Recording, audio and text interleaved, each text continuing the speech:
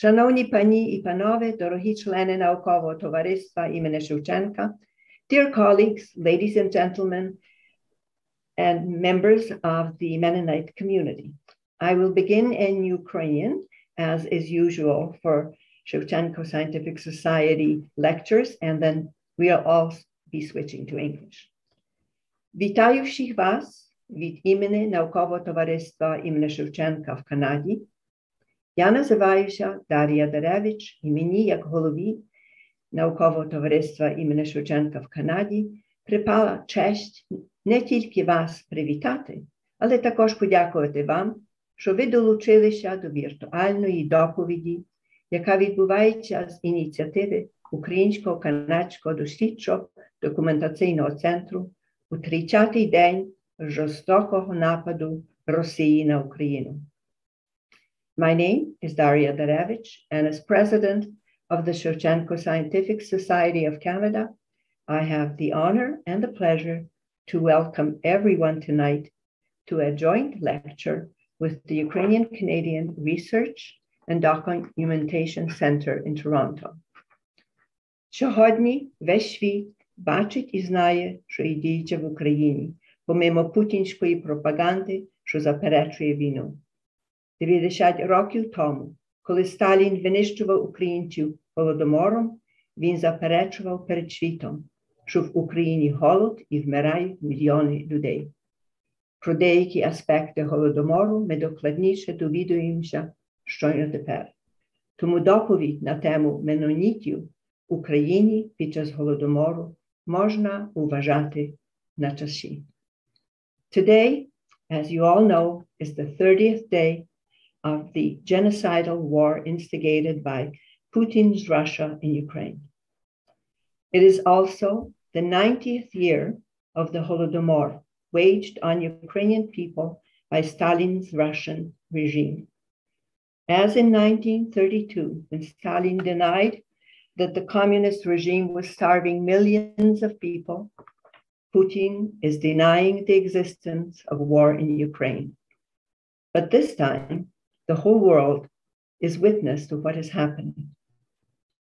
Due to the denials and suppression, some aspects of the Holodomor are being researched and presented only now. On behalf of the Scientific Society of Canada, Serchanco Scientific Society of Canada, I would like to welcome Professor Colin Neufeld, who will shed some light on the Mennonite experience during the Holodomor in Ukraine 90 years ago. Allow me to remind everyone that the proceedings tonight are being recorded by Alex Dolnitsky and will be available on the Serchanco Scientific Society website at ntsh.ca,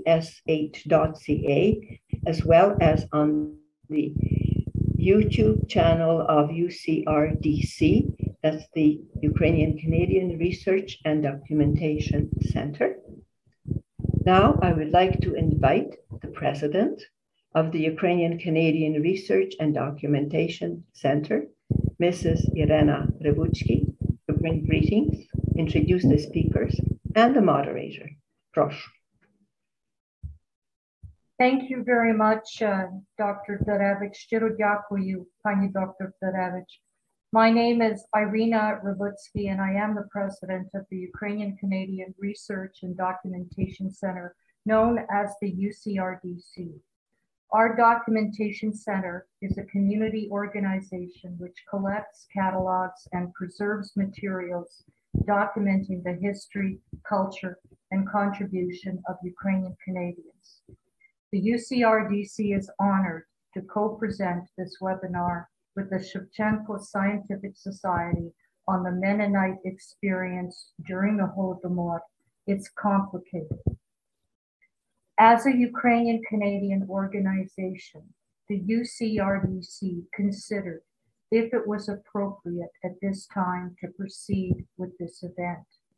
Inevitably, our attention was and is focused on the events in Ukraine and the brutality of the unprovoked Russian invasion.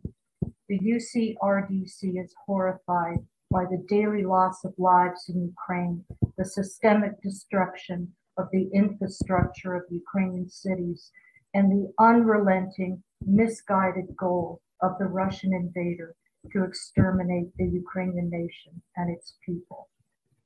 However, as a Ukrainian Canadian organization, the UCRDC could not ignore at this difficult time the unwavering determination and will of the Ukrainian people to overcome the enemy and to defend at all costs their land, their culture, and their values.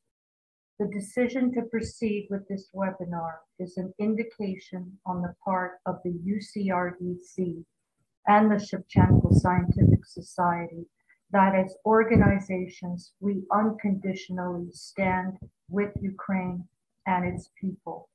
The UCRDC decided that as a Ukrainian Canadian organization in the diaspora, we and other organizations must continue to play a part in resisting the Russian invasion in any capacity we have.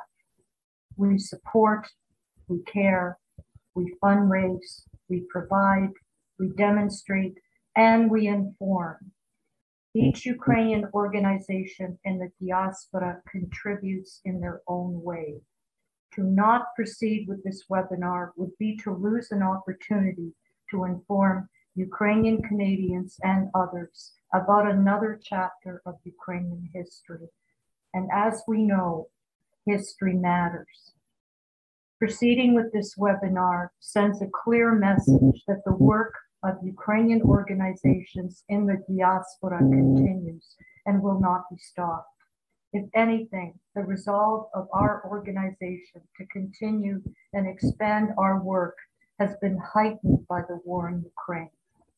The Ukrainian Canadian Research and Documentation Center stands shoulder to shoulder with Ukraine and its people as we steadfastly pursue our mission to research, document, and inform. I am pleased to announce that the UCRDC is embarking on a new project titled Canada Reacts, documenting the response to the invasion of Ukraine. In the next few weeks, the UCRDC will provide a digital opportunity for the uploading of materials documenting the efforts of Canadians supporting Ukraine. Please monitor your Facebook and other social media platforms for the website where you can submit your materials or access the website on our website, ucrdc.org. Please share your materials with us. Slava Ukraini, Heroyam Slava. I now turn to introducing our keynote speaker, Dr. Colin Neufeld. His lecture is entitled The Mennonite Experience During the Holodomor, It's Complicated. During the Holodomor, 1932 to 1933, Mennonites in Ukraine shared many of the same experiences of hunger and premature death as their Ukrainian, Russian, German, and Jewish neighbors. In 1933, after Hitler came to power, Mennonites were often accused by Soviet officials of being Nazi agents and Hitlerists for receiving foreign aid from relatives in the West. A little something about Dr. Colin Neufeld. He was born and raised in Coaldale, a small Mennonite community in southern Alberta. While obtaining his journeyman plumber and gas fitter status, Dr. Neufeld attended Columbia Bible College and later the Mennonite Brethren Bible College, now known as the Canadian Mennonite University in Winnipeg, Manitoba. Dr. Neufeld subsequently obtained a BA Honors History from the University of Winnipeg and an MA LLB and PhD from the University of Alberta. After articling in 1993 to 1994, Dr. Neufeld worked as an associate lawyer for a mid-sized firm in Edmonton until the summer of 2006. Dr. Neufeld then opened his law practice and currently practices in real estate, wills and estates, corporate, commercial, and charities law. Since 2006, Dr. Neufeld has been a professor of history at Concordia University of Edmonton, where he teaches a number of courses, including History of Russia and the Soviet Union, Totalitarianism in the 20th Century, Ethnic Cleansing and Genocide, Rebellions and Revolutions, Europe after World War II, and History at the Movies. Dr. Neufeld has an extensive list of academic publications. Thank you very sincerely, Dr. Neufeld, for participating in our webinar. Regrettably, Dr. Oля Andrievsky, who is scheduled to be the moderator for this webinar, is unavailable due to the recent loss of her brother-in-law, Vasily Balan.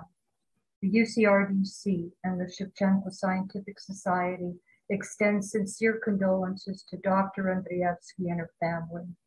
Vichnaya Pamyat. We trust Dr. Andrievsky will participate in future webinars and projects with the UCRDC and the Serchanco Scientific Society.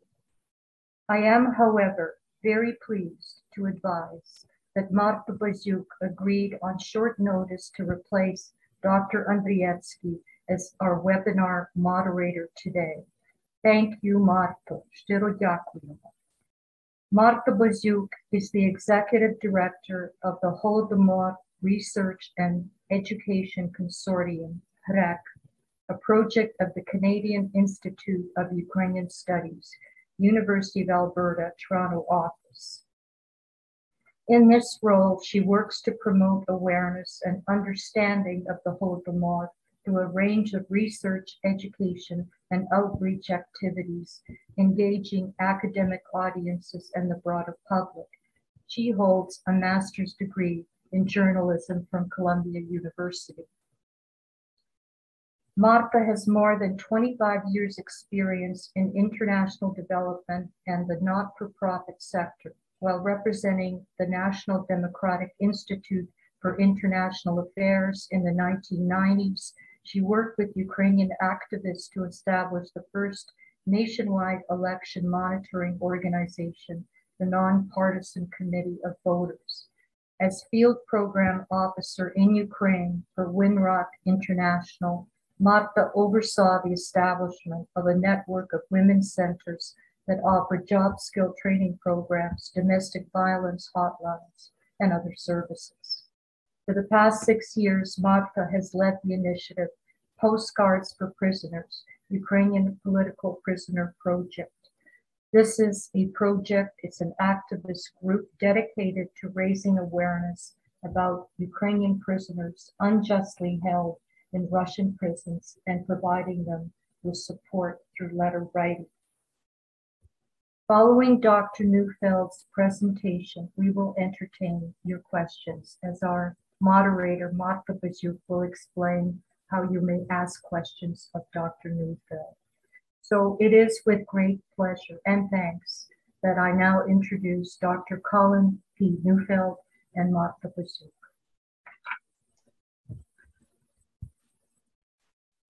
Thank you, Irena. There's not much for me to say before I hand the floor over to Colin. I just wanted to voice my agreement with your decision to go ahead and say quickly that I spoke today with one of our colleagues who right now is in Kyiv because her elderly father had a stroke. She left from Canada to go to Ukraine. She's staying in Kyiv because she needs to be by her father. And she also is the manager for the Holodomor Research Education Consortium of our research grants. And she's in communication with grantees who do research on the Holodomor in Ukraine.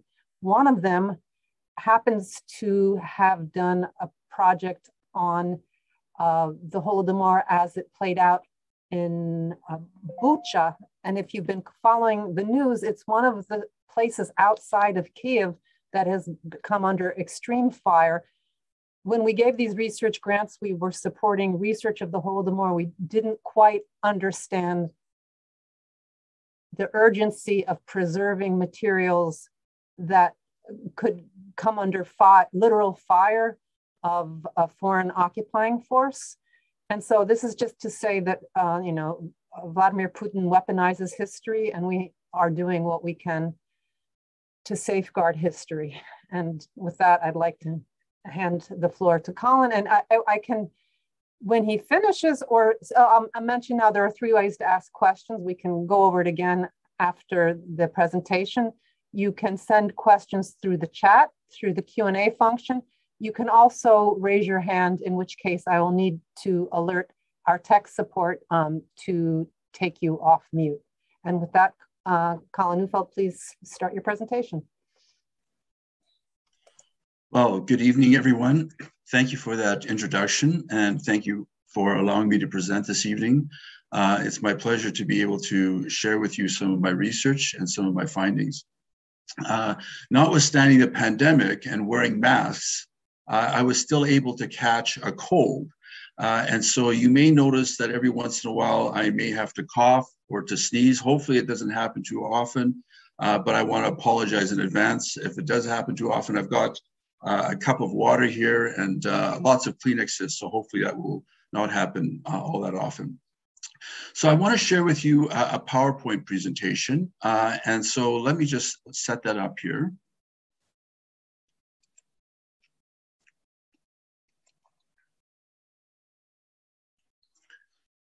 So first of all, I want to express my sorrow and sympathy for the people of Ukraine as they deal with the horrible invasion of their homeland. I also want to express my admiration and hope for the Ukrainian people as they defend their right to exist and to live in their country without tyranny or fear. The Mennonite experience during the Holodomor, it's complicated. So before we actually look at the Holodomor experience in and of itself, I think it's very important to have some background information about the Mennonites and how they arrived in Ukraine and some of the colonies that they established. Mennonites first established colonies in Ukraine in the 1780s during the reign of Catherine the Great. The first colony was Kortitsa with 19 villages near Zaporizhia, which has been in the news recently, of course. The second colony is Molochna, sometimes known as Molochansk during the Soviet period. It had 60 villages and it's located northeast of Melitopol. By 1914, there were 2 mother colonies, Kortitsa and Molochna, and over 30 daughter colonies in Ukraine. Some of these daughter colonies were quite large, as many as 10, 15 villages. Others were quite small with just 1 or 2 communities. The population of Mennonite population in Ukraine was around 75,000 in 1914 and just over 56,000 in 1925. So I have here a map of some of the largest Mennonite communities in southern Ukraine in the 1920s. It doesn't have all of them, but just the largest ones. And the colony just below the yellow arrow is... Colin, you're not sharing. We don't see your PowerPoint. Okay, I'm sorry.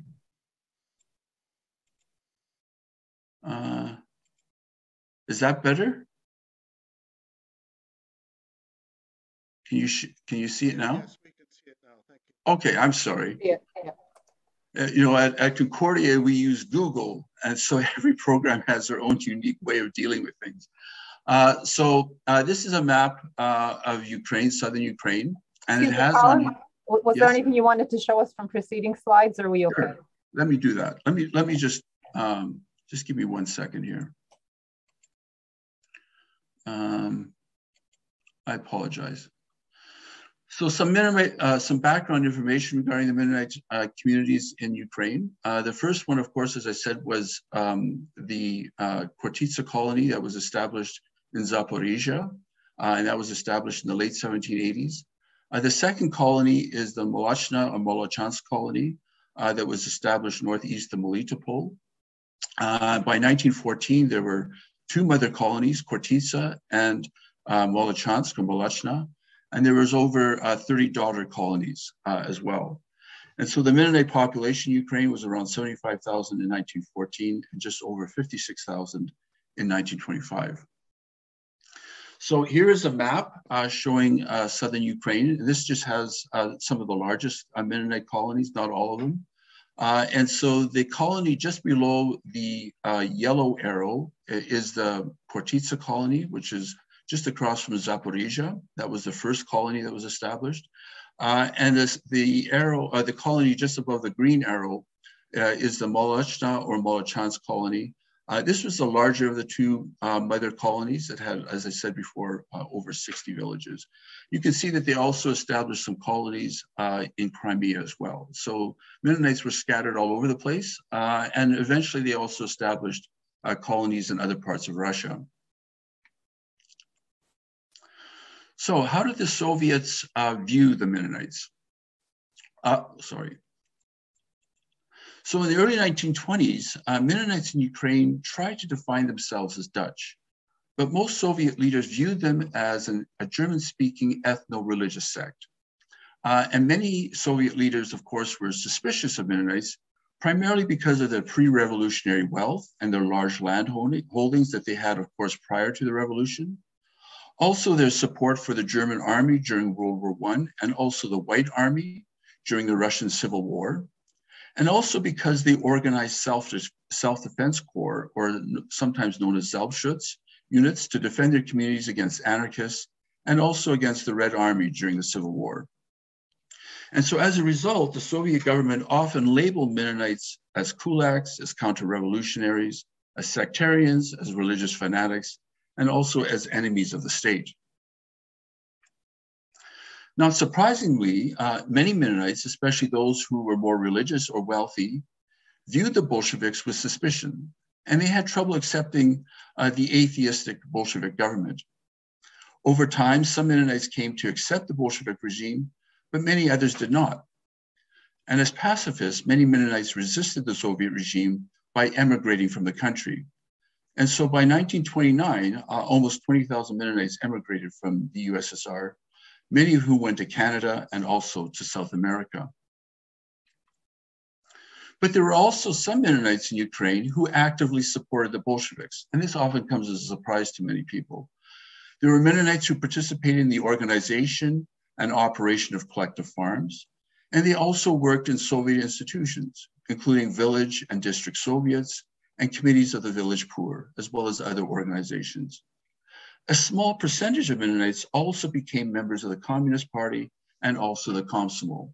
So there were lots of Mennonites who worked in the government in various government positions, but there was just only a small percentage who actually became Communist Party members. And so some people saw the opportunity to work for the government as more of an economic opportunity, while there were some who actually decided to join the party because they had an ideological affinity or believed in the communist values.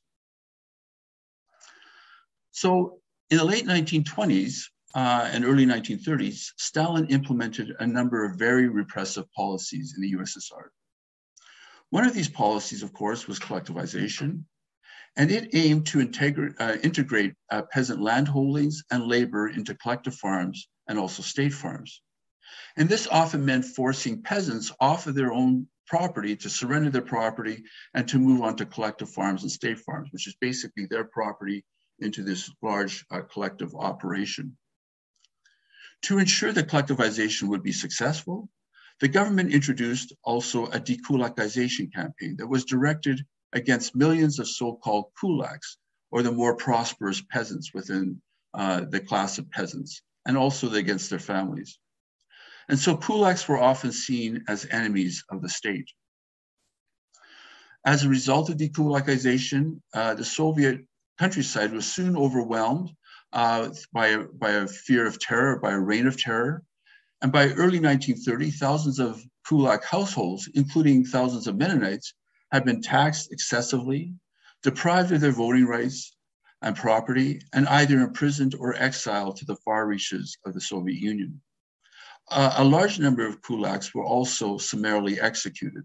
They were considered to be the most extreme kulaks and seen as the most severe, the most threatening enemies of the state. So on a national level, these dekulakization efforts resulted in spectacular collectivization results. By February 1930, for example, over 52% of Soviet peasants, more than 10 million households, were collectivized. And by 1931, this had actually increased to 62%. So during collectivization and dekulakization, there were some Mennonites who worked for the Soviet government, and they helped to identify, incarcerate, and also exile Mennonite and non-Mennonite kulaks, as well as enemies of the state. By the spring of 1930, most of the Mennonite community in Ukraine was collectivized. So there were some Mennonite collective farms that only had Mennonite members, but there were also collective farms that had Mennonites, Ukrainians, Russians, Germans, and Jews all living together. So there were some of these kind of more exclusive Mennonite collective farms, but also collective farms that had these different groups. By the time of the 1932-33 famine, or Holodomor, the Mennonite populated collective farms had experienced very poor agricultural results. They also experienced declining livestock herds and also desperate living conditions. So here's a picture of a collective farm in the early 1930s, and you'll notice how many horses are used. Of course, the Soviet government tried to introduce more tractor and more mechanized agricultural implements, but it was, that took a long time to develop those agricultural and more, mechanized agricultural implements and tractors. And so they established machine tractor stations, but quite often those machine tractor stations, the tractors at those stations were not always operating properly. Sometimes they broke down.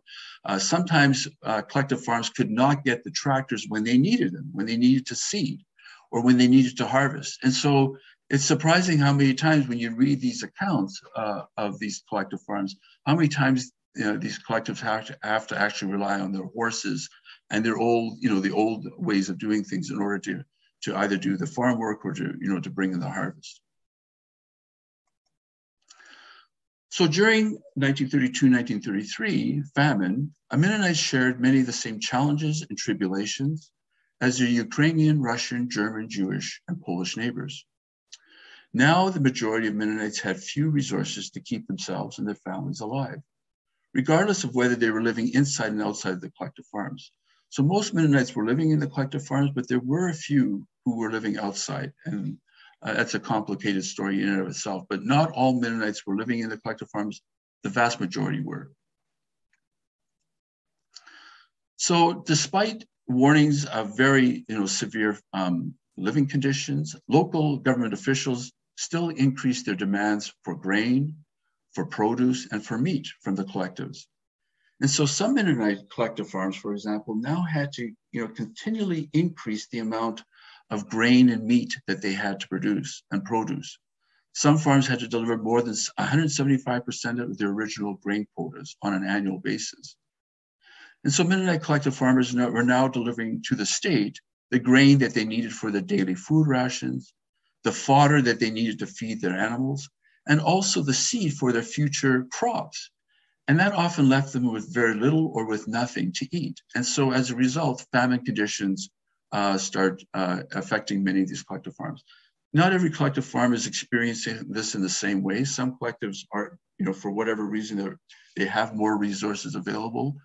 But over and over again, when you read the accounts of Mennonites that go through this, they do describe how desperate conditions became, especially in 1932-33, when so much of what they were producing was being delivered to the state. So in many Mennonite communities, both Mennonite and non-Mennonite officials enforced these government demands.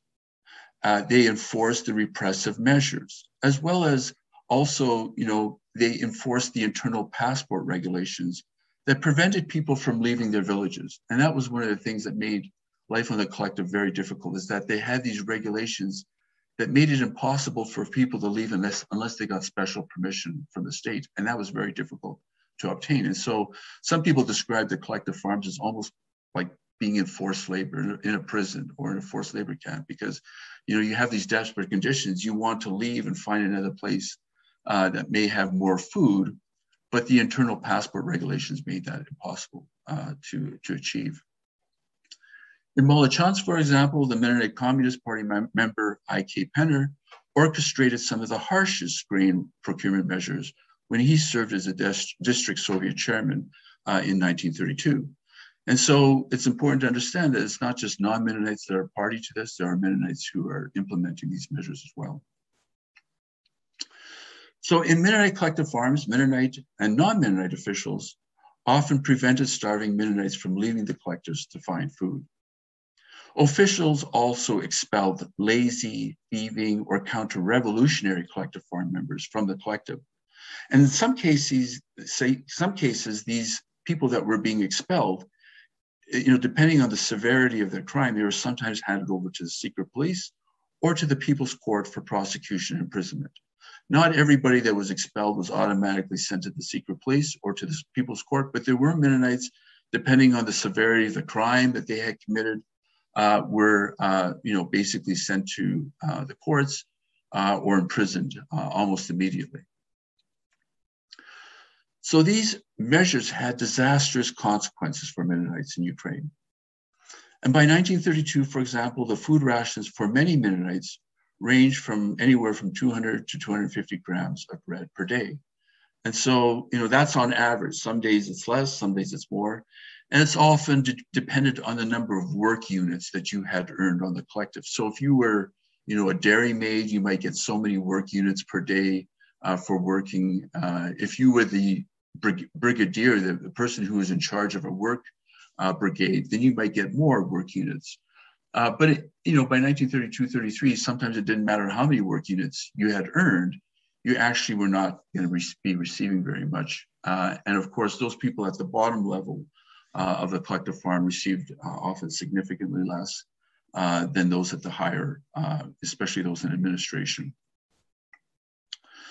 So the dwindling supply of bread and meat also forced thousands of Mennonites to eat whatever they could find.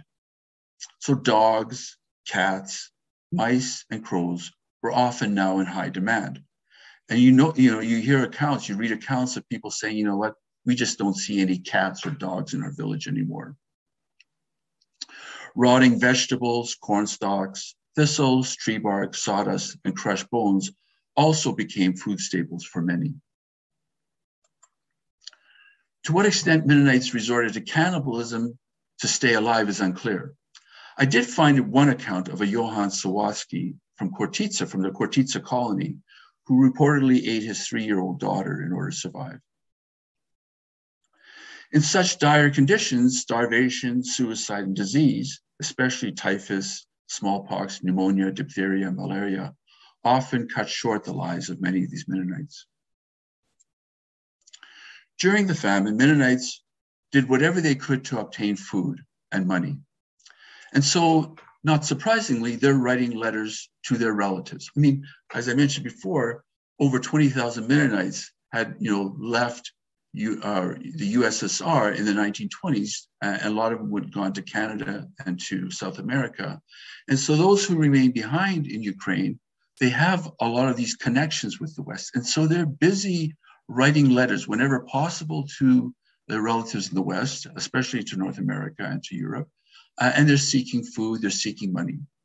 They're also writing letters to Mennonite churches and Mennonite relief organizations.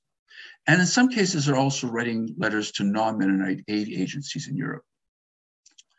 There are a number of different types of Mennonite letters, often referred to as Hungerbriefe or hunger letters. But there's basically 2 major types of letters that were very common.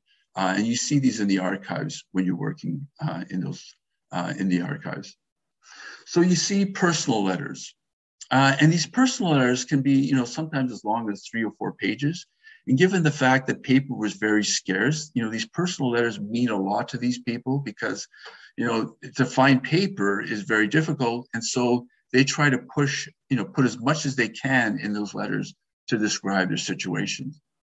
So these personal letters, they describe the life and death conditions in Mennonite populated areas. They're often desperate pleas for food and foreign currency. They also, in some cases, are acknowledgements of gratitude for foreign aid. And so sometimes you have in these letters people thanking their relatives for sending flour, for sending sugar, salted pork, pasta, powdered milk, and occasionally coffee. They're also very thankful for currency and credit vouchers that they can use to buy food. These personal letters are often infused with religious images and apocalyptic themes. Many reflect a trust in God, but also the hope that Christ will soon return and bring an end to their tribulation and their sorrow. And so in many respects, these personal letters are often the last wills and testaments of Mennonites that are on the verge of death. And sometimes people would save their paper and write one last letter, hoping against hope that somehow that there would be, somebody would read these letters, receive these letters, read them, and send them the food that they needed to survive. So here's a sample of one of these letters. And this one here, you can actually read the writing. And so this one's fairly clear. It's often, like I said, it's kind of a mixture of the desperate conditions and thanking people for what they have sent in the past, but also these desperate pleas, and also thanking God for how God has helped them, but also hoping for an end to their tribulation. Many letters are like this. They're written in Gothic script, and it's often referred to as Goethische Schrift. And so sometimes, it's very hard to read because everybody has their own unique way of writing.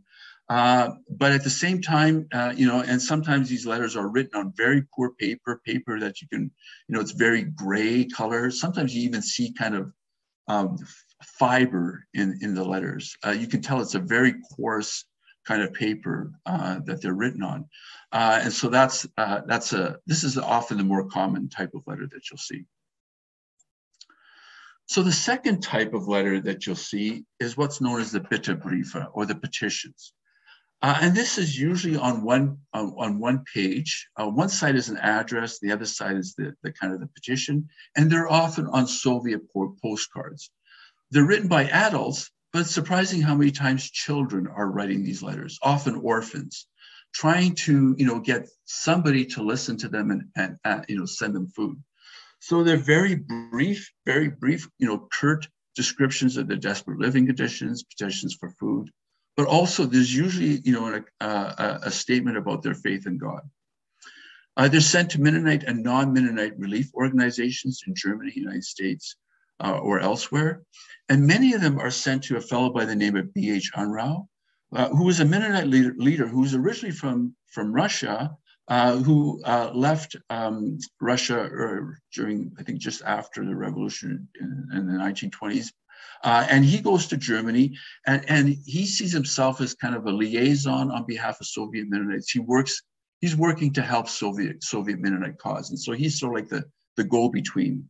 And so a lot of these Mennonites are sending letters to B.H. Unruh because they know him, and they know that maybe he's the person that will help them with their circumstances. So these are the kind of Bitterbriefe, these little petitions that you see. That you can see this one here. It's sent to actually Rotterdam, a Dutch organization, relief organization. You notice that the postcard is actually, parts of it are in English. And on the right-hand side, you see the very short petition. And you can see kind of halfway down, it talks about Liebe Gott in Himmel, a loving God in heaven, right? So it often includes these kind of religious themes. This is another one showing, of course, a collective farm with a tractor. And this one is actually sent to B.H. Unruh. You can see at the bottom, on the left-hand side, it says Herrn Benjamin Unruh.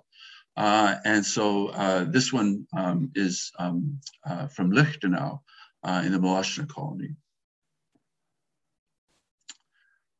So some of these personal letters and petitions were also published in Mennonite newspapers in Canada and the United States. And you see a lot of them in the early 1930s, especially in 1932 and early 1933.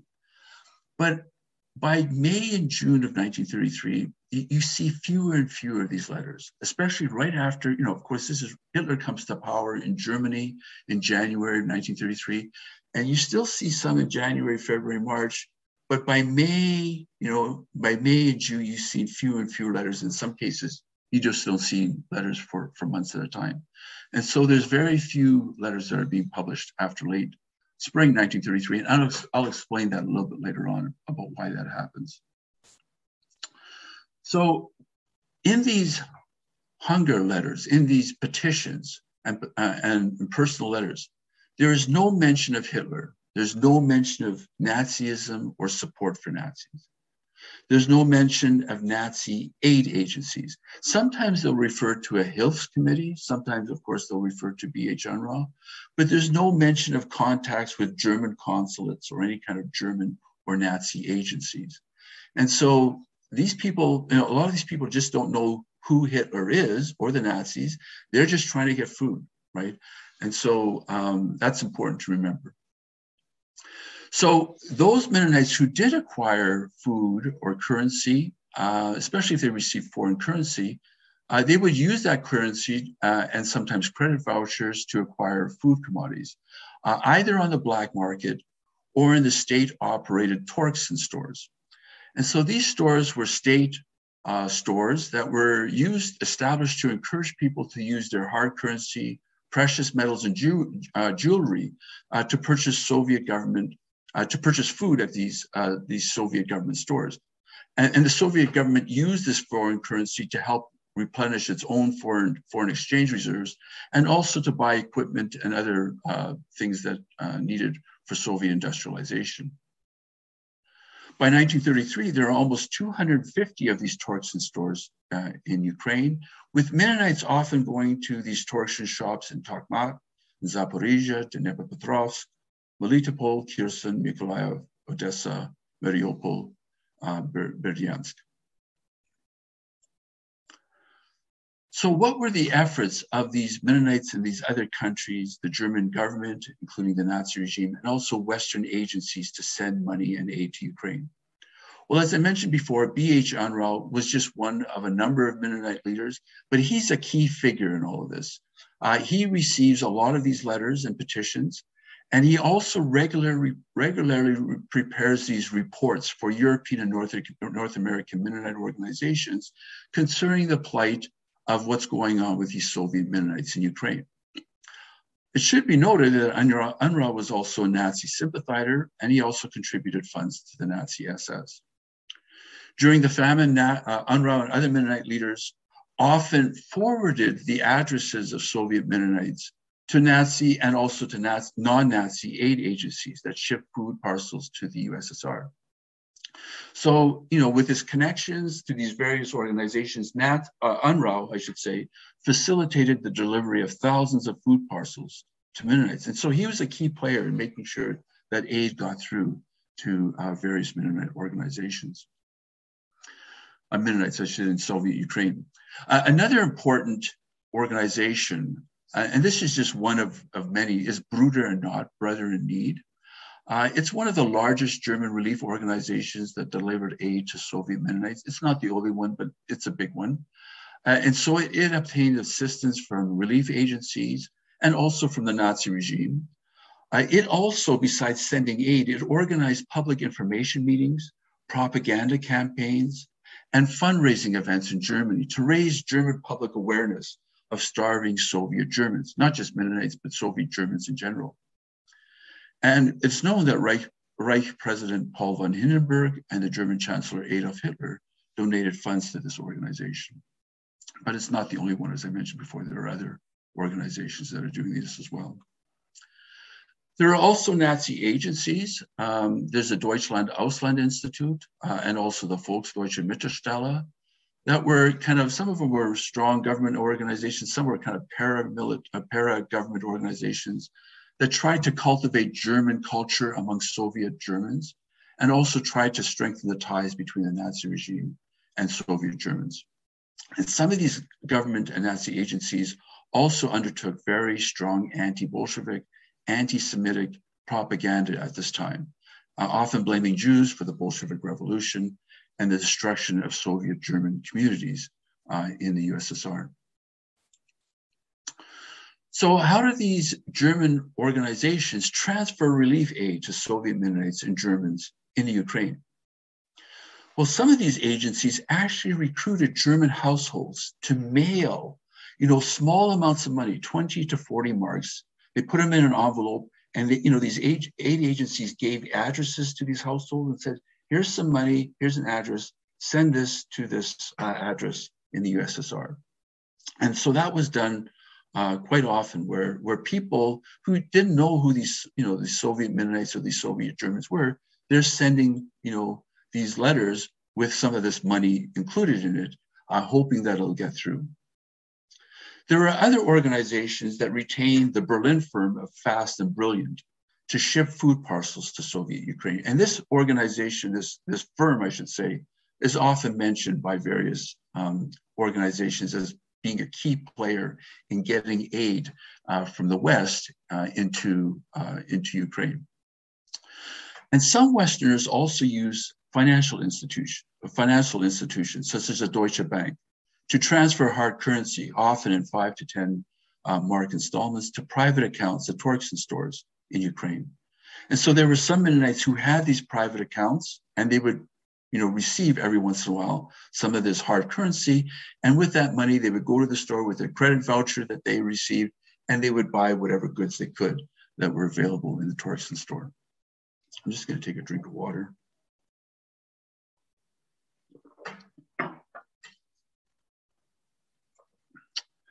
So according to one Soviet secret report, International Relief Organization transferred aid equivalent to more than 480,000 rubles in gold to Soviet Germans in Ukraine between April of 1933 and April of 1934. That's, of course, a Soviet report. So, maybe there's some exaggeration in that, but that's one of the accounts that's been presented. And at least according to that report, at least 90% of this aid came from Germany. A second Soviet report said that more than 40,000 parcels alone were sent to pro-Nazi households in the Mennonite colony of Molochansk between April of 1933 and August of 1934. And so that's it's a significant amount according to the Soviet report. To what extent that's the case is another thing. So what was the impact of these transfers of food and transfers of aid on Soviet officials?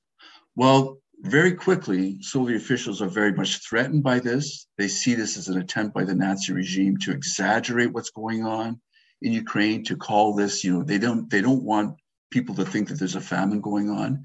And so very quickly, Soviet officials began labeling anyone who received any kind of foreign aid as Nazi agents, as Hitlerists, as fascists. According to Soviet leaders, Hitler aid was a Nazi attempt to embarrass and undermine Soviet authority. And so people that were receiving it must be Nazi agents, right? They must be somehow, working on behalf of the Nazi regime. Nazi aid, according to the Soviet officials, was also intended to recruit and groom Nazi supporters and agents in Ukraine. Soviet authorities also used all kinds of methods to limit the amount of contact between Soviet Germans and the West. So, of course, the Soviet system, the Soviet government established a very vigilant Soviet postal surveillance system that confiscated foreign correspondence and imposed costly fines on citizens who received correspondence from the West. But local Soviet officials also recruited very reliable Mennonite employees and party members to screen the mail in Mennonite populated areas. They could read German, they could read Low German, right? And so those Mennonite agents, they were confiscating foreign aid and foreign currency in the mail. And they would also provide local authorities with the names of Mennonites who had connections with the West. So there were Mennonites that were part of this attempt to limit how much aid was being sent through, and they were providing names and information to their superiors. Local authorities, of course, now call anybody who receives any kind of foreign aid, even if it's foreign aid from relatives in North America, as being Hitlerites, Nazi agents, fascists, and counter-revolutionaries. So collective farm members, especially Mennonite communities and Soviet German communities, they're often required to regularly report and disclose any foreign currency, any correspondence that they receive. And so there's this kind of almost like this, this public confession that, that they've received something. And if they don't do it, and they don't do it, and they're caught out, there's going to be severe consequences. So as soon as somebody receives aid, as soon as somebody receives a credit voucher or a currency, there's this enormous obligation to disclose it, and many times they're often encouraged to donate that aid either to a Soviet aid agency or send it back to Germany. Soviet officials also searched collective farm households suspected of receiving foreign assistance. Soviet officials denounced collective farm members who received any kind of aid from the West. They ordered Mennonites to send back to Germany all foreign aid to feed the oppressed and starving workers in Germany. Of course, there's the Great Depression that's happening. And so the Soviet Union is saying, well, there's a depression going on in Germany, and so you should be sending back. If you're not going to send it to our Soviet Red Cross agency or the equivalent thereof, you should be sending it back to feed the oppressed and starving workers in Germany. They also, these Soviet officials, prohibit collective farm members from attending Torxen stores. And so there's now penalties for anyone caught attending a Torxen store and buying anything with that aid. That's especially the case in 1933. And they expel and arrest collective farm members who, of course, receive any kind of money or goods from outside the USSR. So for Mennonites, they're called Hitlerists, they're called fascist Nazi agents. And this comes as a complete surprise because all they did is send a letter to their relatives or send a petition. They don't know who Hitler is, they don't know who the Nazis are, but now they're being accused of being Nazis or being accused of being fascists. And so this is coming as a big surprise. Who are these Nazis? Who's Hitler? And why am I accused of being a Nazi or a Hitlerite? In April of 1933, when the famine is raging in the Ukrainian countryside, the Soviet leadership also initiates a nationwide purge of the Communist Party. And so the purpose of the purge is to identify and expel from the party kulak elements or other enemies of the state who had infiltrated the Communist Party. And the party leadership, especially Stalin, was always accusing people of joining the party because they wanted to avoid dekulakization, or because they found that the conditions so difficult that they must be joining the party because they want to save themselves and save the lives of their families. And so that's why you have to have this purge to get rid of people who may have joined the party, not for ideological reasons, but because they're trying to live another day. And so initially the purge was confined to the Communist Party and to the Komsomol organizations, but it soon spreads to non-party organizations by 1934. So in the spring of 1934, for example, Molochansk officials alleged that kulaks, Hitlerists, Nazi agents, and fascists constituted at least 40% of the local collective farm population. That's a significant number. And in some communities, at least 90% of the inhabitants are kulaks, Hitlerists, Nazi agents, and fascists. In the spring of 1934, Molochansk authorities claimed that at least 23 collective farm chairmen, most of whom were Mennonites, were fascists and class aliens. And between July and August of 1934, a one-month period, Molochansk officials purged at least 115 fascists, many of whom were Mennonites who worked in the local government organizations, hospitals, educational institutions, and they may have received some aid, but right away they're deemed to be fascists or Hitlerites. So those Mennonites who were accused of this, they were accused because they had family members who were Nazi agents, or they were accused of hosting Hitlerist meetings, or they were accused of recruiting Nazi supporters for the Nazi cause, or they were accused of receiving aid from abroad, or circulating German addresses or cultivating connections with Nazi Germany. Of course, none of this is true, but that's what they're accused of doing. They're accused of acquiring Hitler's food through the Torxen store. They're accused of working as a preacher or religious cult leader and trying to distract collective farm members from their work. Or their teachers were also accused because they were trying to convert children to fascism. And so you have, it's spreading beyond the collective farm to include, people working in government institutions, and others who are accused of now being Hitlerists and fascists.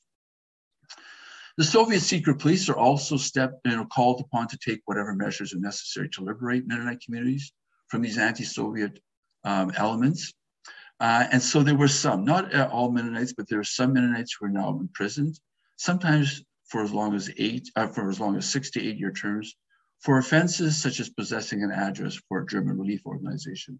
Now, this is not all Mennonites. It's not, I can't say that it's happening across the board, but there are, especially in 1934 and then later on in 1935, 36, there's an increasing number of these Mennonites that now get imprisonment, in some cases exile. The secret police are also exiling, in some cases executing, Mennonite leaders for their alleged involvement in fascist organizations. So what are some final observations? Well, the rise of Nazi Germany in January of 1933 proved to be a mixed blessing for the Soviet Mennonites during the 1932-33 famine. Mennonites who received German aid and currency in 1932-33 sometimes reported that this assistance made the difference between life and death for them. It's not always the case. I mean, you have to get a lot of food, a lot of aid to stay alive for any period of time. But there are Mennonites who say, you know, that this aid came at the right time, and as a result, we were able to live another day. But assistance from and connections with Nazi Germany came also at a very high price for Soviet Mennonites. Within months of Hitler becoming Chancellor of Germany, Soviet authorities began accusing Mennonites who had any connection with the Nazi regime of receiving support from Germany, of being Hitlerist Nazi agents and fascists. And so now the Soviet government and its repressive attack against not only Soviet Mennonites, but Soviet Germans in general, they're now portraying Soviet Germans, Soviet Mennonites as an enemy nation. And so you have this increased anti-German campaigns, these purges, arrests, imprisonments, deportations, and executions. And it's a ramping up. You know, it starts at a smaller level in late 1933, 34, but it increases over time. For Mennonites in Ukraine, the anti-German repression of the Soviet Union between 1933 and 1936 was in many respects an extension of the terror and suffering that they had already experienced during collectivization between 1928 and 1932, dekulakization in 1929 to 1932, and of course the Holodomor in 1932 to 33. It also served as a painful prelude to the vicious Great Terror from 1936 to 1938 that led to the imprisonment or exile of more than 1 million Soviet citizens, as well as the intentional execution of thousands of individuals.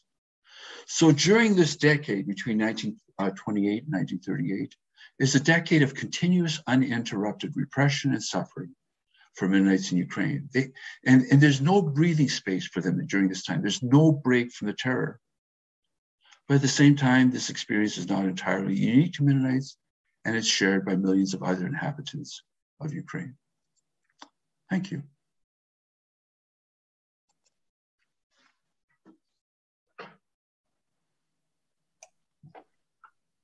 Thank you, Colin, for a fascinating presentation.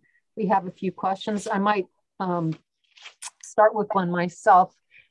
You talked about the Turkcin stores, and it's interesting, this tension. On the one hand, they were formed to get the hard currency to finance industrialization. And on the other, the people who would avail themselves of the services of the Turkcin stores, come in with hard currency, were immediately the subject of investigation, of repression. So is it the left hand and right hand? I mean, the Turkcin stores had their own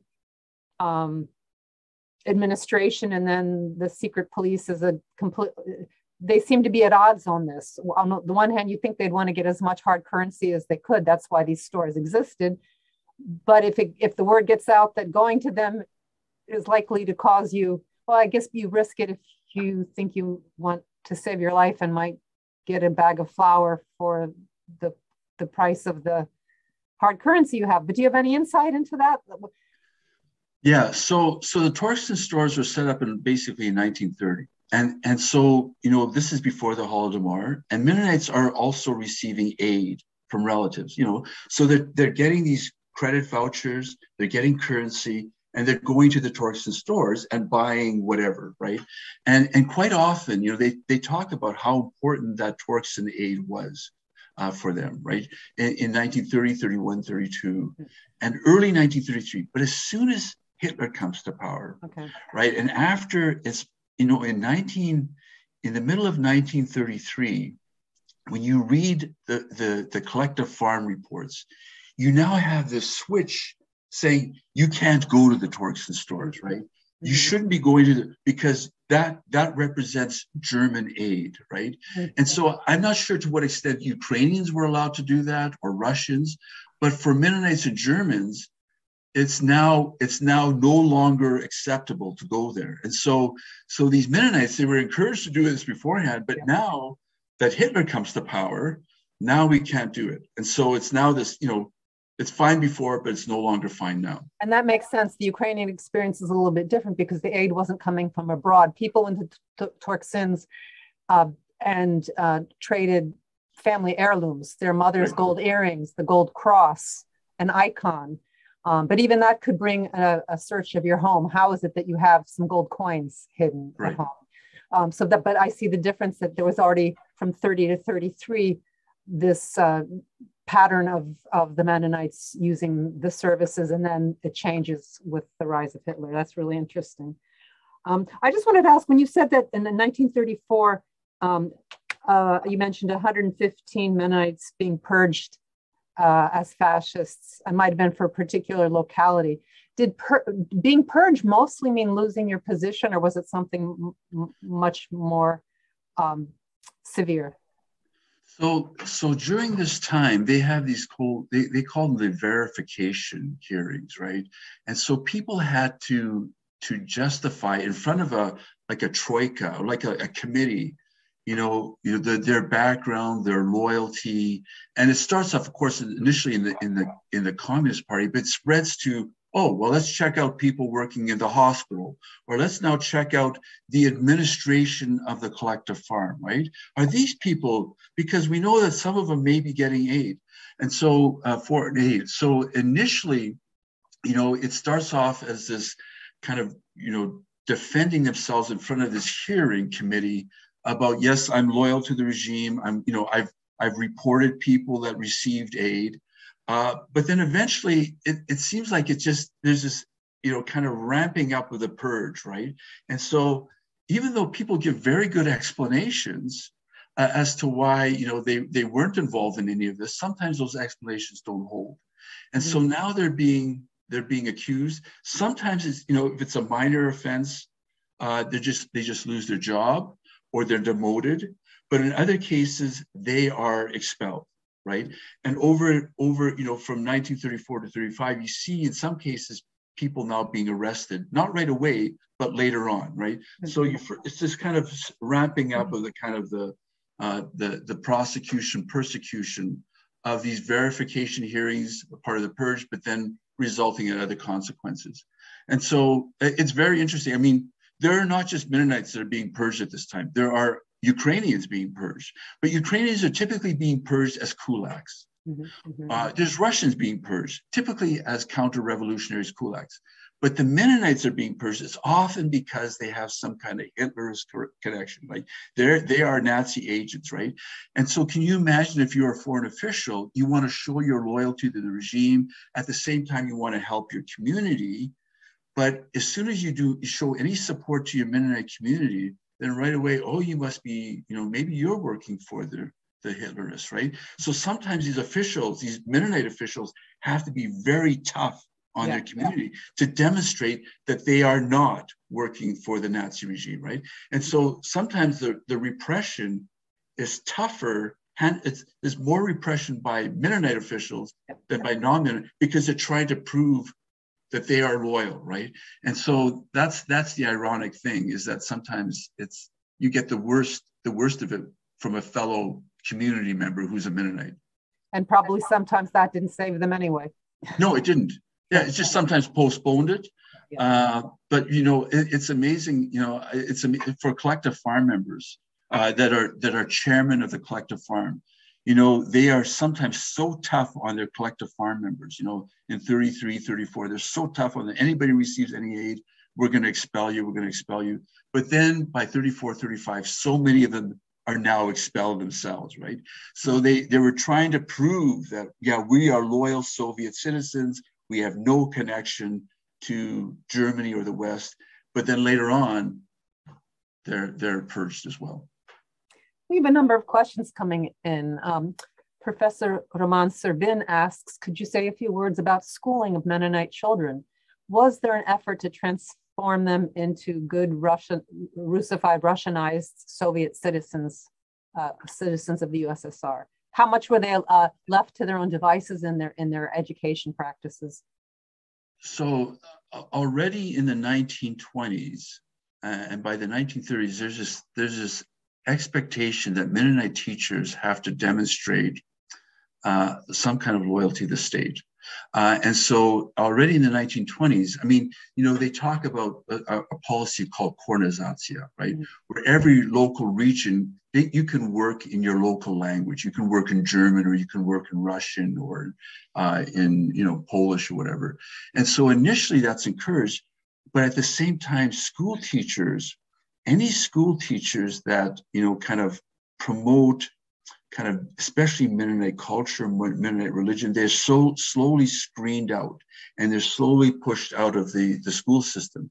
And so I was looking at some records of people that were applying to be school teachers. They were applying to, you know, to get a teaching certificate to teach, right? And quite often they had to demonstrate that they were members of the Komsomol.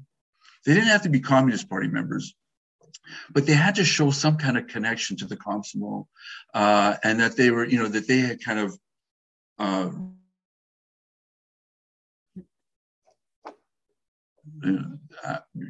prior to World War I, or certainly by the 1920s. So it's a gradual kind of cleansing of those school teachers. And there are still some teachers that are able to kind of get, you know, kind of work a way around it. It's because they knew Ukrainian or Russian. And so they often kept their jobs, even though sometimes they were accused of kind of advancing Mennonite culture, religious ideas and that. But eventually by 32, 33, when Kornizatsiya becomes more kind of a policy rather than a reality, it's harder and harder for those who have any kind of attempt, you know, any kind of effort to kind of impart Mennonite religious ideas or culture to actually work at the school teacher. And you see that also in the curriculum, all the books. So you see this purge of Mennonite books and, you know, feebles, like kind of grammar books, they're all removed. And now you have Russian books being used as kind of the curriculum, as part of the curriculum for these schools. Does that mean that at some point there was a switch to requirement of the language of instruction? Yeah, I mean, there are still some of these books that are Russian books that are in German, but over time, you can see that more and more of the books of instruction are primarily Russian language, right? And so, yeah, this Kornizatsiya, we want to encourage German language, you know, but at the same time, especially by 1934, 35, a lot of that kind of German language instruction is gone. Sometimes it's taught as kind of like a separate subject, but a lot of the instruction is in Russian. And it's very interesting. A lot of times when you read these accounts of schools, of course there's schools on the collective farms. Well, a big part of their school experience is working on the collective farm, right? So now we're going to train you in, you know, weeding. How do you weed a field? And how do you remove the vermin? How do you remove all these little potato bugs and all that? So a lot of their school experience was kind of these practical, well, we need you to get out in the fields and help us with this or help us with that, right? So yeah, during the winter months, there is more of the kind of the in-class, but certainly spring, summer, and fall, there's a lot of outside work that students are expected to participate in.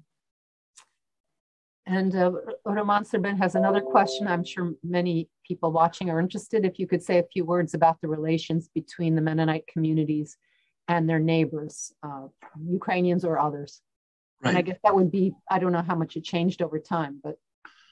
Well, I mean, Mennonites are living amongst Ukrainians, they're living amongst Russians, and so, you know, throughout the 19th and early 20th century, they're interacting economically, of course. They're interacting, you know, culturally.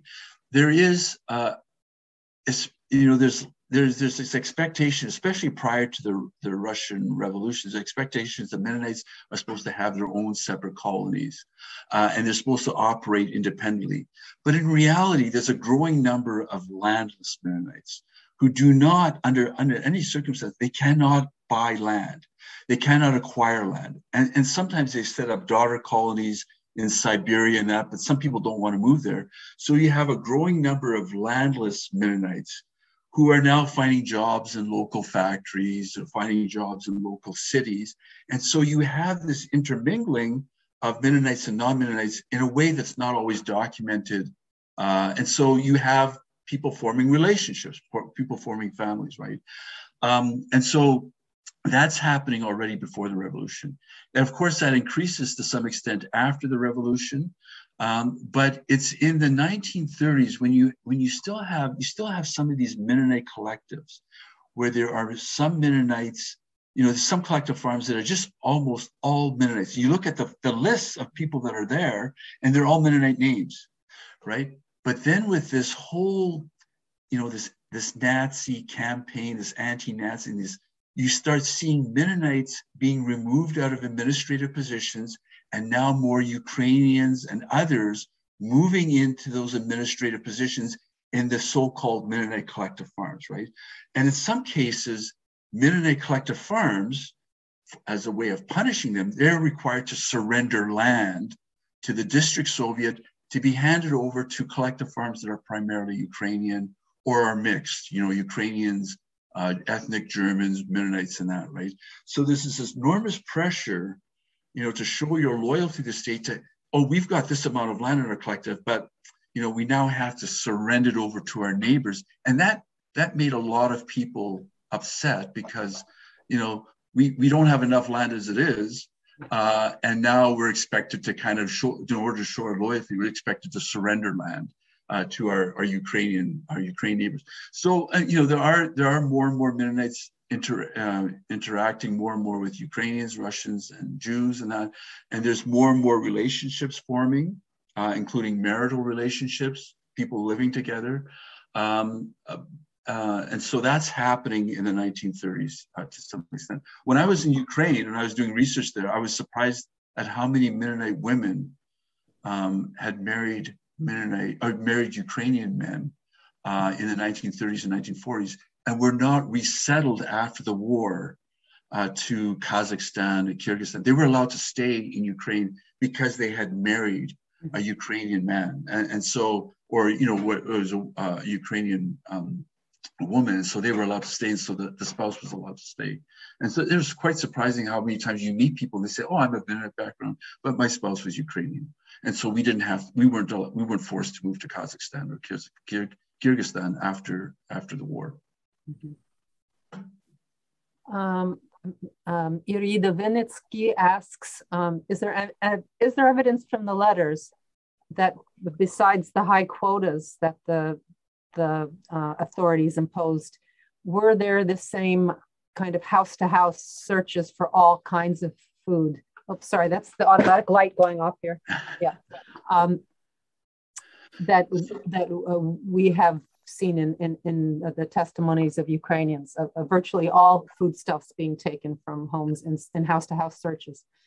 So you don't see it so much in the letters, but when you read the records of the minutes of the collective farm, you know, meetings or the meetings of the administration, you find out, oh, there are these grain brigades, these red brigades, typically, you know, young activists, often Komsomol members that were directed by the local district Soviet to go into this collective farm and take grain, right? And quite often this grain is, you know, taken to a local site. It's often not properly stored. So quite often, Mennonites were complaining, and sometimes you see this in the letter, there's this pile of grain that's been there since last summer. It's raining on it, it's snowing on it, but there are guards around it. We can't have access to it. So sometimes you hear that, but it's when you're reading the minutes of the meetings, right? And sometimes you find out, that some of these collective farm chairmen, they really are losing their authority. They were supposed to be they're supposed to be administering their collective farm. And now you have these young upstarts, these so-called activists, Comsomol members now coming in and telling me how to run my collective farm. And sometimes they're pushed off to the side, and sometimes they're removed from their position. And now you have, these Comsomol members and these younger members now telling the collective farm, you have to do this, you have to do that.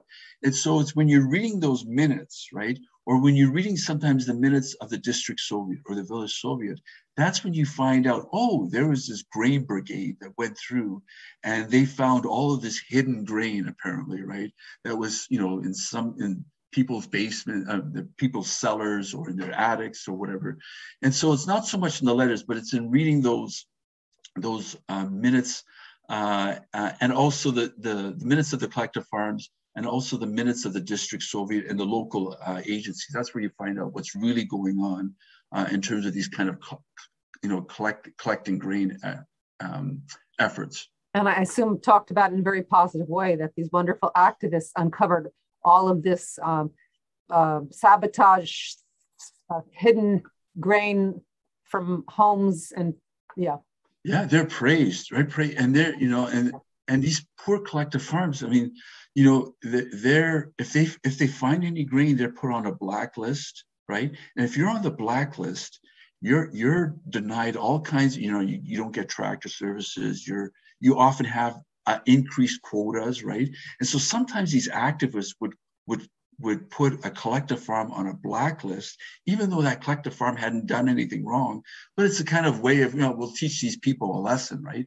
So you have these collective farms being put on blacklists through no fault of their own. Sometimes it is because they found some grain that was hidden, but sometimes it's through no fault of their own. They're now on this blacklist. And now life is even get tougher because when you're on the blacklist, other collective farms can't trade with you. You don't get as many goods brought into the collective farm stores, so you won't get shoes or boots. And so now life is going to even get more difficult because you're on the blacklist. Oh, we have realize we have questions coming in from the chat and from Q&A. Jeanette asks, was the Mennonite Central Committee involved in providing aid at this time? They were. The Mennonite Central Committee is working through various organizations, and often they're relying on B.H. Unruh. I mean, they're sending some aid over, but they're relying often on B.H. Unruh because he is seen as the guy that has the connections. He is connected with these German aid organizations. He is the person who has connections with Fast and Brilliant, Bruder and Not, right? These various organizations. So quite often they're funneling some of their support through him, and he's, through various organizations sending it through. So it's not that they're dependent entirely on B.H. Unruh. They're doing some of their own. But often, why try to create our own channel when we have B.H. Unruh doing this, right?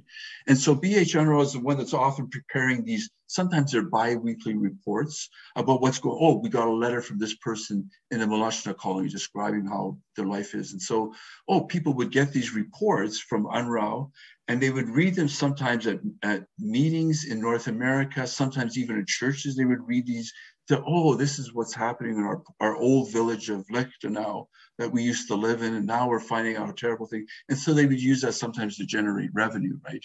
And so, but I noticed especially in the short petition letters, a lot of those letters are either sent to B.H. Unruh or they're sent to a Dutch agency in Rotterdam. Right. And so it seems like those were the two main kind of channels that people often sent their letters to, because it must have proven effective for other people. Right. Mm-hmm. So this is where you send it to. And, if you're fortunate, you'll get some aid as a result of that. Well, there's another question about aid. How was assistance from non-German sources in Canada or the U.S., for example, viewed? Were Mennonites punished for this kind of contact? But I don't know whether you haven't said whether they were receiving any aid from Canada or yes that was considered non-German or not from a German community, German speaking. Yeah, I don't know about that. I do know that there were church organized. Sometimes people would send, they knew of a pastor that had moved to, somewhere in the States, and they would sometimes send letters to that pastor who was their pastor, and then that pastor would send aid back, right? But typically there were Mennonite organizations, but I don't know to what extent non-Mennonite aid was getting through, especially from North America. But non-Mennonite German aid, of course, was. And as I said before, it's typically through these organizations, Ruder, Not, and sometimes some of these Nazi agencies. Right? Would aid from German community from North America still be labeled Hitlerite? Yeah. Oh yeah. And some of these Mennonites, they later report any kind of aid is like a Hitlerite. Anything from the West is Hitlerite. Contact with the West, basically. Yeah, contact with the West is like, you must be working for the Nazis or somehow. And so it didn't matter sometimes where it came from. It's just because it came from the West that's now, it's been flagged, right? Okay, we have lots of questions. Olenka Galadze says, thank you very much for this timely talk. The Soviet tactics still hold today. Google tells us that today there are only 520 Mennonites in Ukraine and 11 congregations. Does this sound correct? And would you happen to know whether they're there? Did they manage to flee during the present war? Do you know anything about it? So when I was in Ukraine, and there, when I did a lot of my research in the 1990s, there were lots of Mennonites that were applying to Germany to immigrate, right? And a lot had already emigrated in the 1980s, but in the 1990s, that's when, especially after the collapse of the Soviet Union, a lot of them were applying to go to Germany. And so, even though, they were married to a Ukrainian and their kids are half Mennonite, their kids are half Ukrainian or whatever, they're still applying because as long as one of them was considered to be of German background, and the German government promised this, right? If you were of German background, and you had even if you were Deutsch Vermischler, Deutsch Volksdeutsche, like ethnic Germans, we would give you citizenship of some sort. And so in the 1980s and 1990s, and even in the early 2000s, you have a lot of Mennonites and ethnic Germans moving to Germany as so-called Aussiedler or Umsiedler, resettlers, right? And it's ironic because if you're young and you emigrate, you can adapt, right? You can get a new job, you can take some upgrading. People that were in their 50s and 60s that emigrated often found it very difficult because they didn't really have any kind of pension when they moved to Germany. And so they're often kind of between the cracks. They don't qualify for full pension. And so some of my relatives, one or two of whom actually said, when we were in the Soviet Union, we were considered Germans. And now that we're in Germany, we're considered Russians. Right. And so I'm going back to Orenburg. I'm going back because I know that life, even though that life is difficult. And so you have a few actually going back. That fellow actually was killed shortly after he moved back. But for some of them, they said, we can't adjust in Germany, even though we're considered Germans, so to speak. And so they found that transition, especially the older generation, like I said, the ones that were in their 50s and 60s, found it very difficult to transition over sometimes. So, in terms of the total number of Mennonites, I mean, I wouldn't be surprised if it's under 1,000 in Ukraine, but I know that there was a number of attempts to kind of establish kind of Mennonite congregations, but there were Mennonite congregations with Ukrainians, right? So to what extent they consider themselves Mennonites is another thing. We have a few questions about demographics, whether there are estimates of how many Mennonites died during the Holodomor and how many survived. So that's a good question. And when you read the letters, you quickly discover that the Holodomor and the experience is not the same in every community. Some communities are going through just absolute, tribulation and terror every day. And there are other communities that somehow are able to do better. Mm-hmm. So after, after the Holodomor, when the Nazis invade Ukraine, they have these various organizations, one of which is Commando Karl Stumpf, who tries to document how many Mennonites and ethnic Germans are in Ukraine, right? And so they prepare these reports. They sometimes called Dorfberichte, village reports. And so these reports are written, in the 1942, 43, shortly after the German Wehrmacht occupies that part of Ukraine. And so you kind of get a sense that there was a famine, and sometimes they record, there were people that died, but you don't know to what extent that's reliable, right? And that's the problem often with this, is that the census data is not always the best. And who qualifies as Mennonite, who qualifies as ethnic German, who qualifies as Ukrainian. And so this categorization of, how many Mennonites died during this time, during the Holodomor, is very, very difficult. And I'm not prepared to speculate. But it's interesting to look at those Dorfberichte, because that were prepared by these Nazi occupation forces, because sometimes they seem to be fairly accurate. Sometimes you can tell they're just way off. Like they just totally missed, because they say, nobody died, when in fact you have letters talking about people dying in that village, right? So, they're interesting from kind of, this is how the Nazis viewed it, but at the same time, how reliable those numbers are is another thing. Sounds like an area that deserves some research. Yeah. Yeah. Daria Derevich would like to ask a question. Can we take her off the mute? I can take myself off, and it's my there you husband, Yuri, that would like to ask the question. I have a couple of questions. One concerns the period from 1939 to 41, when the Germans were allies of the Soviets. How did that have any effect on the Mennonites? And then a subsequent question that was alluded to already, but in 1942, when the Nazis and the Soviets were in a war, but at that time, the Germans occupied that portion of Ukraine. How did they treat the Mennonites, and how did the Mennonites perceive them? Right.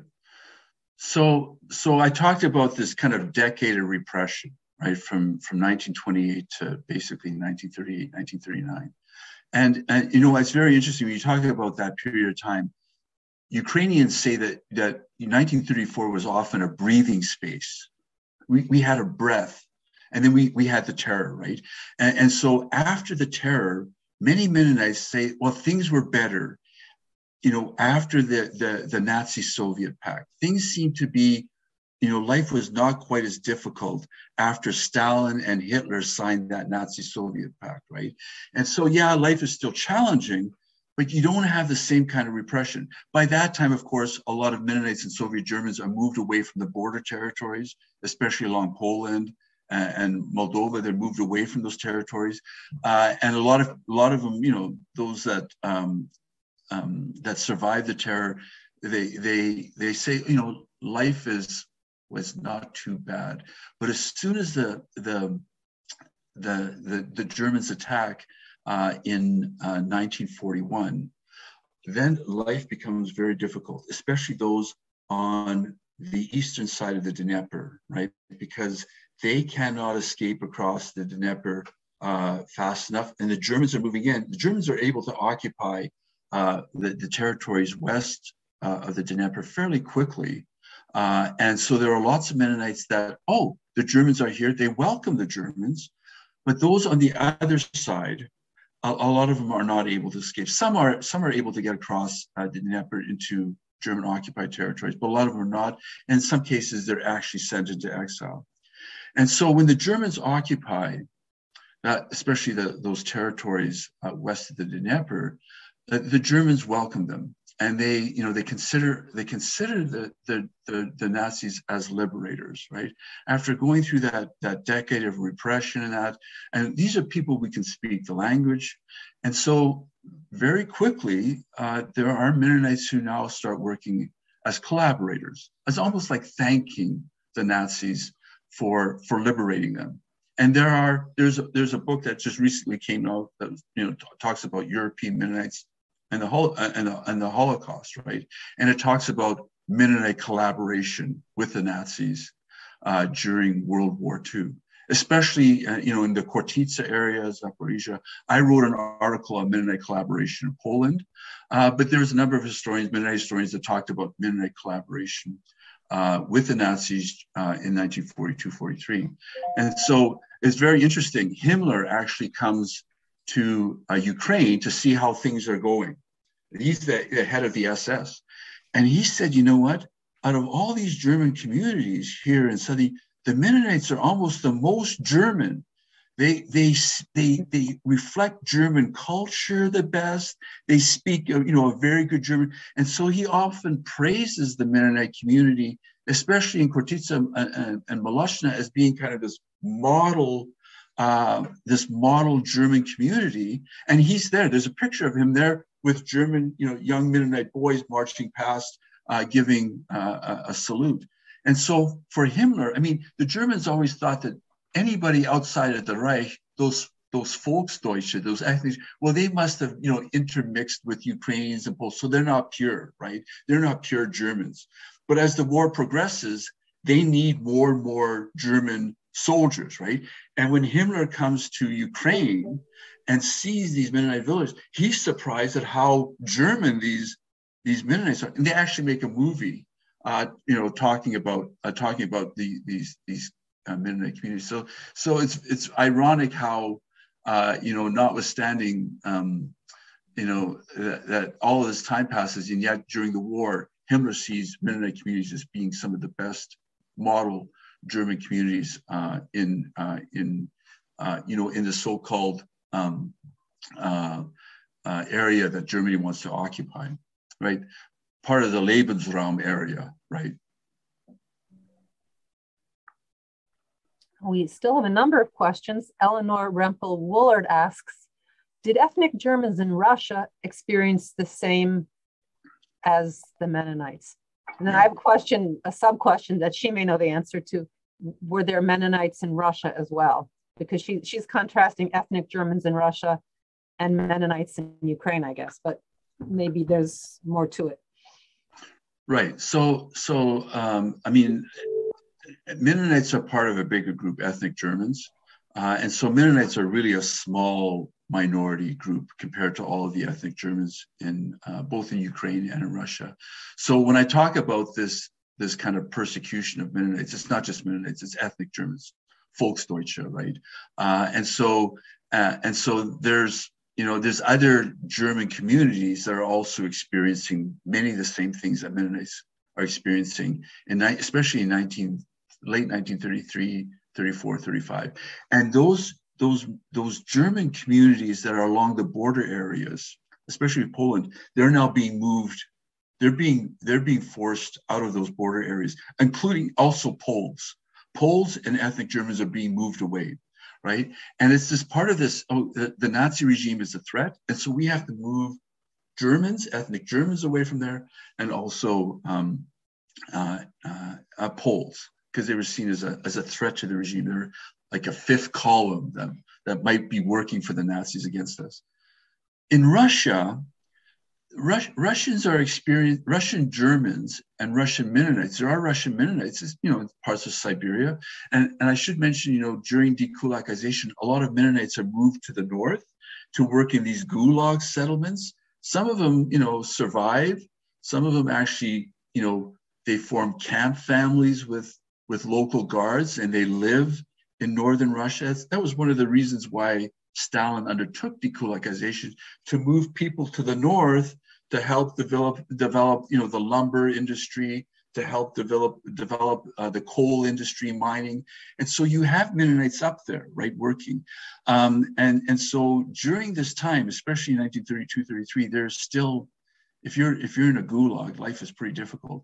But there are still some Mennonite communities, especially in Siberia, central Siberia, and that life is difficult, but the dekulakization and collectivization is not as severe, not as strong as it was in Ukraine. Ukraine is the breadbasket.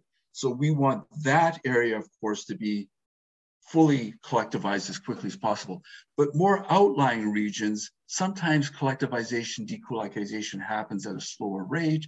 And in some cases, it doesn't, some cases, peasants are allowed more land, they're allowed to own more land, even though they're still part of a kind of a collective farm association, but they're still allowed to have some of their own land, more so than what you'd find in Ukraine. So yeah, so that's happening, and there are Mennonite letters.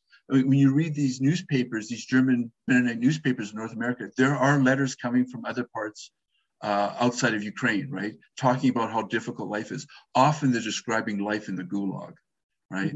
Mm-hmm. We were shipped here to this place in Siberia. We don't know exactly, how long we're going to live here. Life is very, very difficult.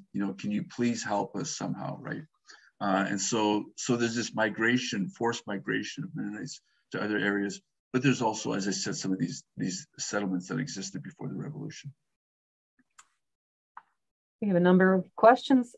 Somebody comments that her mother was born in, Deborah Kirkpatrick, that her mother was born in 1932 in Sagradovka, right, and says that her school was in Russian. So, right. Okay. So we have a documented case. Peter Michael, is it pronounced Vibe? He says, yeah. He's married to a Coaldale lady, Annie Dick, daughter of Jacob Dick.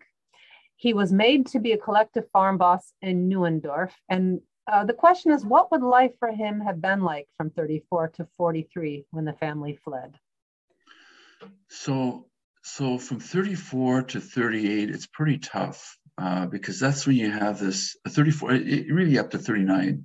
It's pretty tough for Mennonites, and a lot of them are no longer being promoted to important positions. They're no longer promoted to collective farm chairman. Those people that were working in village Soviets often don't get promoted.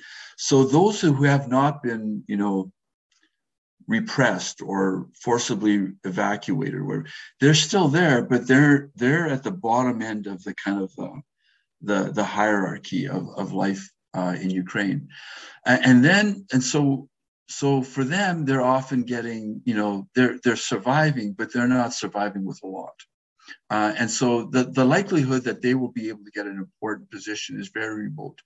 And so after the Nazi-Soviet Pact of 1939, life starts improving because there's this effort on the part of Stalin to, kind of recognize the important, connection with Hitler, not to persecute too many Germans because this might get back to Hitler. Stalin does not want to aggravate the situation. So from 1939, late 1939 to 1941, life actually improves for some of them. They often said that period of time, it's like the repression kind of died down a bit. And so there was more opportunity for them to enjoy kind of a more normal life. But after the Nazi invasion into the Soviet Union, it's pretty bad. And unless you're in those territories that are occupied by German troops, if you're on the wrong side of the river, so to speak, it's going to be pretty tough. And in many cases, they're sent, further east if they're in Soviet-occupied territories. And some of them have to work in what's called the Trud Army, like the labor army, which is a kind of an unofficial. They weren't sent to the front, but they're basically forced to do forced labor as Germans and as Mennonites. And so a lot of them die in the Trud Army because of the horrible conditions. They're not, they're sent basically in labor brigades to work on different projects. They don't, the Soviet government does not trust these Germans too close to the front, but we will have you do all kinds of very difficult, challenging work. And as a result, a lot of Mennonites and Germans die during that service to the Soviet state in the Trud Army. And so people describe that experience, especially, from 42 to 44, 45 in the Soviet zones, as being just absolutely horrible. Well, a question about your sources. What have you found most useful, and about your future research, whether you still have plans? Are there aspects of the study of the Mennonites, and in particular in the context of the Holodomor, that remain to be studied? That's a good question. So when I started doing my research, this is a long time ago. This is like in the 1980s. I was a young graduate student. I focused primarily on letters and newspapers here in North America. And so when you have those letters, and a lot of those letters have been edited by the editors so you get a certain perspective of what's going on, right? And very much the perspective is that all Mennonites are victims, right? All Mennonites are victims, because the editors sometimes, often will take out the negative aspects.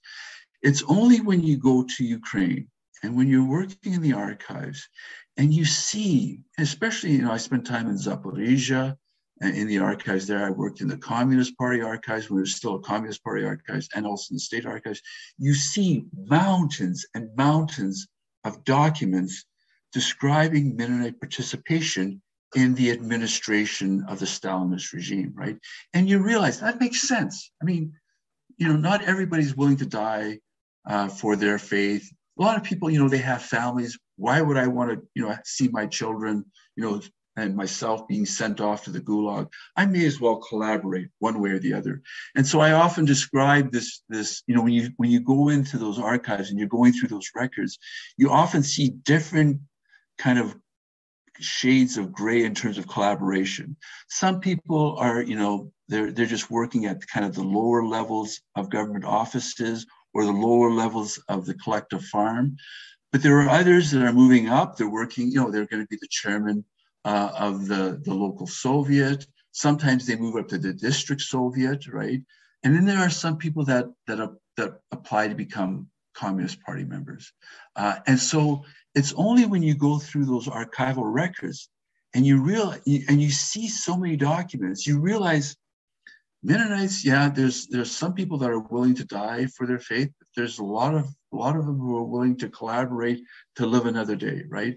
And so you come to realize only after you go through those records that you come to realize that Mennonites are human. And not all of them are martyrs and saints, right? And however you define that. But, I say to myself, I could see myself collaborating one way or the other, especially, I have two daughters. Would I be willing to do something that would jeopardize them, right? I may not have become necessarily a Communist Party member, but I could see myself working in a local village. So I think, maybe that's a good way of kind of helping Mennonites, so I can maybe improve their lives, participate in that. And I mean, it's like there are Mennonites that work in the Alberta government that are not necessarily UCP members, right? They're civil servants, and that's how these Mennonites are. A lot of them are civil servants, but there are some that actually do join the party. And those letters don't reflect that. That was not the content of letters to complain about people within the community. I found one letter that talked about a Rempel and how Rempel, and I knew Rempel later on. At first, when I saw that letter when I was doing my master's, I saw this is the only time that somebody's critical of a Rempel. And then when I went into the archives, I found out, there's a Rempel that was like district Soviet chairman in 1929, early 1930. And he implemented a lot of exile orders, and dekulakization orders. But you could tell that a lot of those letters that were published, they don't want to infuriate the population. They don't want people to say, I didn't know my relative was doing this. So they edit them, they screen out the negative parts, and they talk about the suffering, the tribulations. They include, of course, all the passages from the Bible, but the negative kind of collaboration, you don't find that.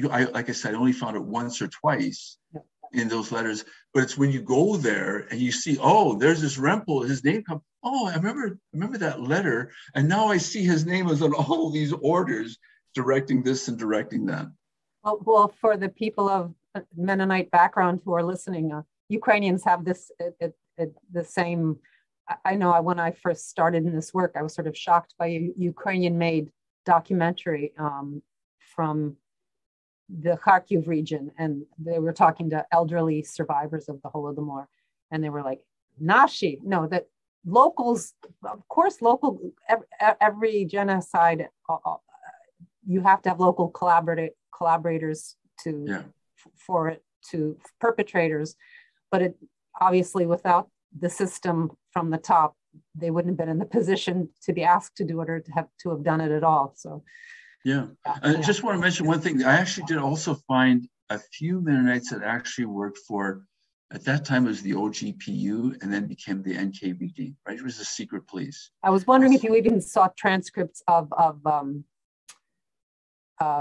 the reports, because I'm sure there were people who were informants. There always are. There are, yeah. And so you see, especially during the terror, you see these reports of people being outed. And a lot of the people that were being outed in the terror were actually people that worked for the state. Because early on, a lot of the people that were being dekulakized were pastors, wealthier people. Those ones were sent off. But the ones that were being outed in the terror were often people who worked for the state in one capacity, not all. But I said, if you're being outed in the terror, that means that during the early 1930s, you must have been working in some kind of capacity, either at the local village Soviet, or, maybe you were a Communist Party, and now you're being outed. And then you see Mennonite names of people outing others, right? And it's not just, a lot of them are Mennonites outing others.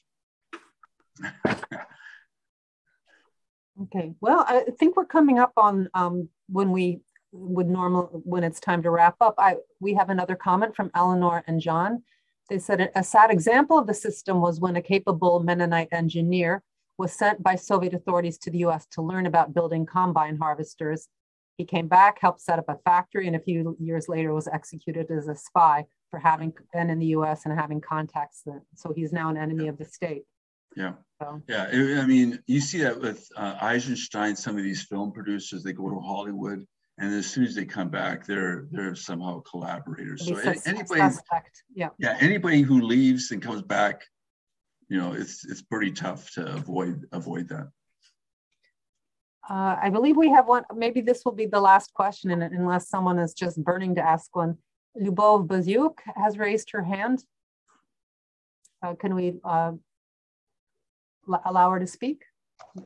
Do I have the power to do that? Or I do think I do. No, I don't. Ihor, could we have Lyubov speak? I'm trying to unmute her, but for some reason she's muted. Olish has to do that. Olish? I'm trying to unmute or her. She can send the question in the chat if it's too difficult right now. I can't do it. I can't do it either.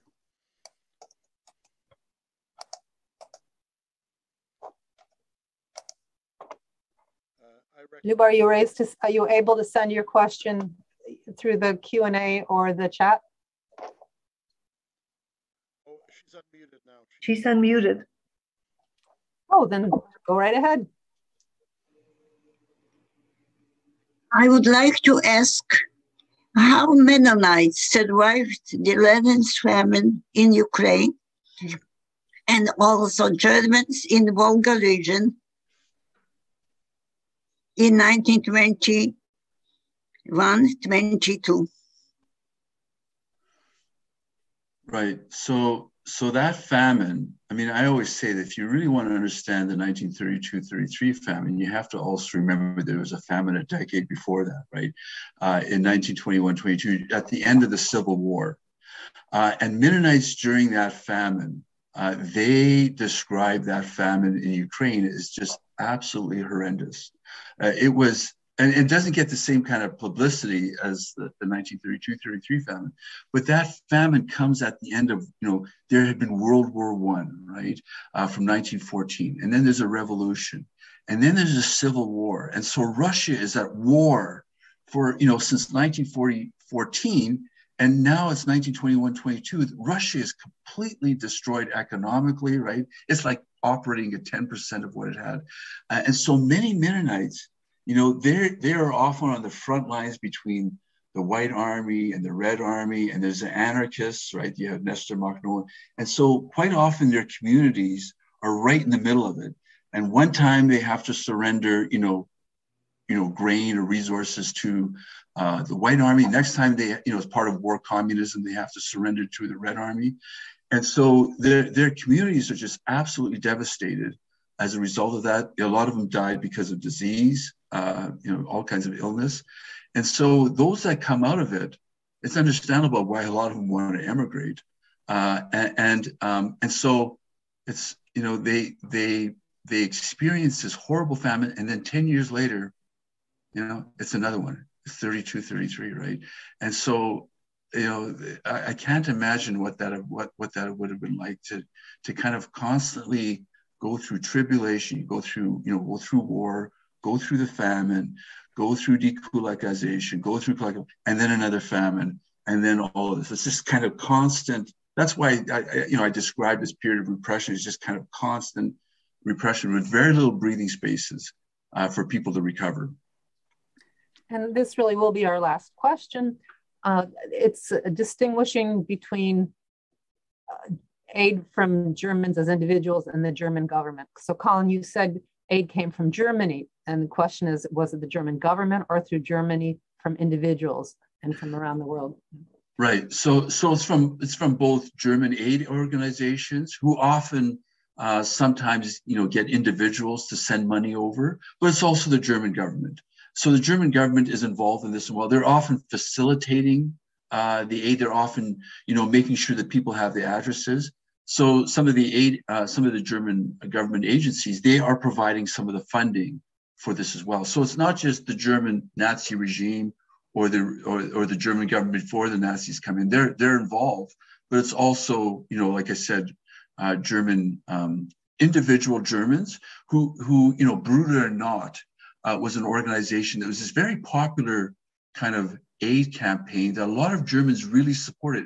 And Bruder or Not would often go around saying, what, there's all these poor Germans and Soviet Germans, you need to raise. So they would raise all kinds of money from just ordinary Germans that would provide them with money that would be used to provide aid to Soviet Germans. So it's not just the German government. There's lots of individuals and also non-government aid agencies, including Mennonite aid agencies that are providing this kind of aid. With that, we'll bring this evening to an end. I would like to thank Colin Neufeld for a really fascinating presentation. I think we can tell by the number of questions, the range of questions, the great interest there really is in this topic. I would like to thank the organizers, Daria Derevich, Irena Revutska, also Christia Kolos, Bozhena Gambatyuk, Nadia Gerolyuk, Alex Dolnitsky, and also media sponsors, the TV programs Contact and Forum, the radio program Song of Ukraine, and the newspapers New Pathway, Ukrainian News, Homie Ukraina, and Mist. Thank you so much for your attention tonight. And if you pay attention to the websites of the Serchanco Scientific Society or to their emails and to the Ukrainian Canadian Research and Documentation Center, as well as the Holodomor Research Education Consortium, you can stay abreast of the many really stimulating, interesting presentations and the research that's being conducted. And I wish you all a good night and good news in the coming days coming out of Ukraine, let's hope. Okay. Good night.